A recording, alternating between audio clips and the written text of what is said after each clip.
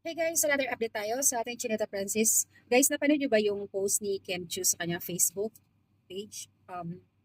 Sa July 11 po, kung sino yung available, ayan, magkakaroon uli ng branch ang Chinita Francis. I think panglima na yan sa House of Little Bunny, yung kanyang mga bag na mga business niya. Sa katunayan niya, andoon mga kapatid niya na nauna na doon kasi nagsiset up, nag-aayos ng mga ano nila. So, napaka-supportive ng kanyang mga kapatid. Ayan guys, pinost na nga ni Kim Chu sa kanyang IG story and then sa Facebook na sa Showtime in-announce din niya na sa July 11 magkakaroon siya ng opening at yung kanyang mga House of a Little Bunny bags. Ayan, ang dami mga bagong design. And doon tayo sa mga butuhan. Still number 1 si Paolo Avellino. Ranking 1 si Pao. Pumapangalawa pa rin si Kim Chu and then pangatlo pa rin si Fiang. So, malayo yung gap pero wag pa rin tayo magtitiwala guys. July 5, July 5 or 4 ang cut-off ng butuhan para doon sa SDA. Guys, ituloy na natin. Boto na kayo lahat, mga Kimpaw fans. Ito na yung pagkakataon kung baga ilang days na lang para i-announce kung sino talaga yung rarampa doon sa Seoul International Drama Awards SDA. I think 1 week na lang i-announce na nila. Pero nakikita naman natin guys na number 1 si Paolo Aquino pa rin. Kaya advance congrats. Pero yun nga, sabi ko nga hirap pa rin magtitiwala. Kaya sa bagay, sunod silang dalawa ni Kimi and Pao doon sa talagang votes na dumadami. Kinakabahan ako pero sana si Pao. Okay lang din kung si Kim. Ang payo naman ni Kimi na pagbigyan si Pao kasi since 2024 na rumampa na siya, nanalo na siya. So sana itong pagkakataon si Pao naman para at least, o diba, supportive si Kimi. So ito na nga guys, sa post ni Kim Chu, doon about doon sa Little Bunny Bag niya, House of a Little Bunny Bags niya. Doon sa post niya may nag-comment. Username Kera. Ayon sa kanya doon sa comment niya, totoo naman talaga, retokada ka. Mas maganda pa nga si Kim, mas maganda pa si Raisa May kaysa sa'yo.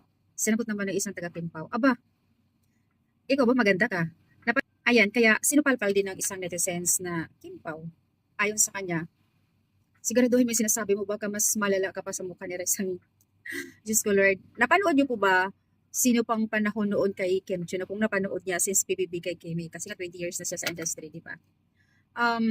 Di ba nga ang cute niya doon? Super napaka-cute. Hindi naman sa nagyayabang or ano, di porket na ano natin. Pero talagang kaya nga siya yung nanalo eh. Dahil hindi lang dahil sa kanyang pagiging talented niya, tsaka magandang boses. Tapos, kumanta kasi siya doon first song niya ng ano ay ng pang-Chinese.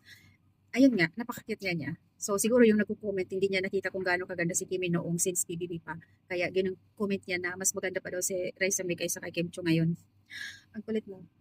So, ayan guys, ang update ano po ba? Still number 1 si Pao sa SDA and then pumapangalawa si Kimi. So guys, tuloy-tuloy lang ang votes natin sa kanila para manalo. Yun naman din binitawan ni Kim Chu na suportahan na lang natin si Pao. Ipanalo na lang natin na kung si Pao kasi siya nga naman ay nakaranas naman doon. 2024 nanalo siya noon, di ba? So guys, kung ano man yung mga issue pa rin ngayon, hayaan na lang siguro. Bahala sila basta importante tuloy-tuloy, di ba? Tuloy-tuloy. So yung post naman ng isang netizens na siyempre akala nila wala na si Kim Chu ang akala nila na hindi na si Kim Chu yung ambassador ng Hyundai. Siya pa rin. Siya pa rin. Kumakailan lang na mayroong nag-host si Kimi doon sa yun din na yun. I think wala si Pao. Bago. Pero nung una, sila magkasama ni Pao, nasundan uli. Nasundan uli na si Kim Chu lang mag-isa. Panoorin niyo po doon sa Hyundai na yun. Andoon yung post ni Kim Chu. Siya yung post.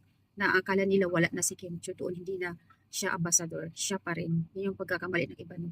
So yan lang ang update guys. Tuloy-tuloy lang ang laban mo papatalo sa mga bashers dyan. Bahala sila sa buhay nila.